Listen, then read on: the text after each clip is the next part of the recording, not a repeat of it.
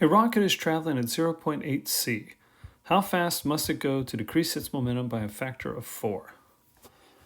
Now, Einstein showed that the proper expression for momentum is actually gamma times mass times velocity.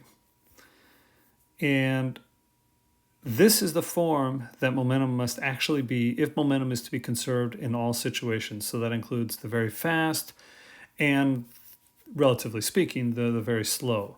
So very slow being our everyday speeds, very fast being something that's a significant factor of the speed of light. And of course, when you're talking about our regular ordinary speeds, gamma is essentially 1, and so this just becomes the more familiar form, P equals mv in that case. But we're looking at a situation here, a relativistic situation, so moving quite fast.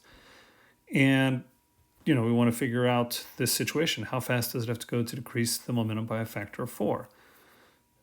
So the idea is this, here I'll use this expression, to be the initial momentum.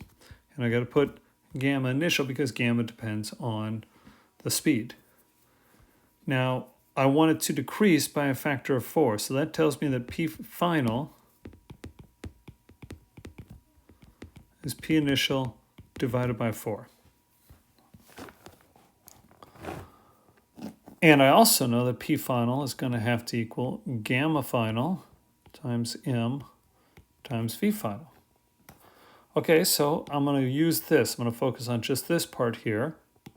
And I'm going to make my substitution for P initial. So just focusing on that, substituting for P initial, I have gamma initial, M, V initial. That's going to be divided by 4.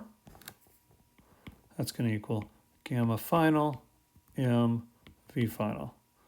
Now, of course, at this point, hopefully it's rather straightforward to see that the masses cancel.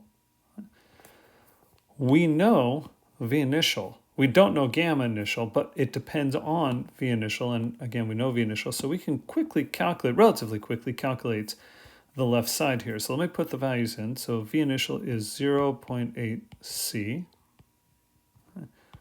divided by 4. And then I got to do 1 minus, this would be V squared over C squared. And of course, when I do that, well, let me write it out just to make it clear. 0.8 squared, C squared, over C squared, so the C squareds cancel. And I'm going to go ahead and write this side out like so.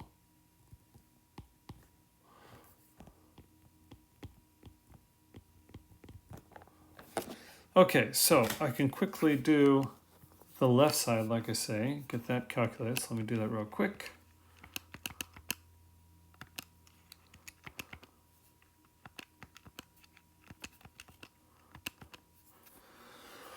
And I get, when I do all this, that this becomes C over 3. So C over 3, let me move that over here. C over 3 equals V final over the square root of 1 minus V squared over C squared. Okay, so now I got to solve for, and I left my V final, left my subscript off there. Okay, I'm solving for V final. That's what I need to get. And I've got this annoying square root. So what I'm going to do is, well, what the heck, I'm just going to cross multiply and I'm going to square. So I'm going to do both of those all in one step here. So let me divide my page. And then, like I said, cross multiply and square all in one step. So that's going to be C squared 1 minus V final squared over C squared. And that's going to equal 9 V final squared. Distribute the C. So I'm going to have C squared minus V final squared equals 9 V final squared. We're solving for V final, so this becomes C squared equals 10. When I bring that over, that's going to add, so it's going to be 10 V final squared.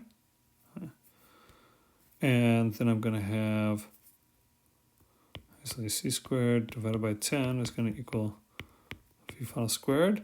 Take the square root, and I'm going to have C over the square root of 10 is V final.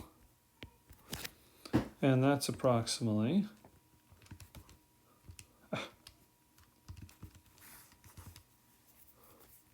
0.3162 c. And there you go. So to decrease the momentum by a factor of 4, the velocity would have to go from 0.8 c to 0.3162 c.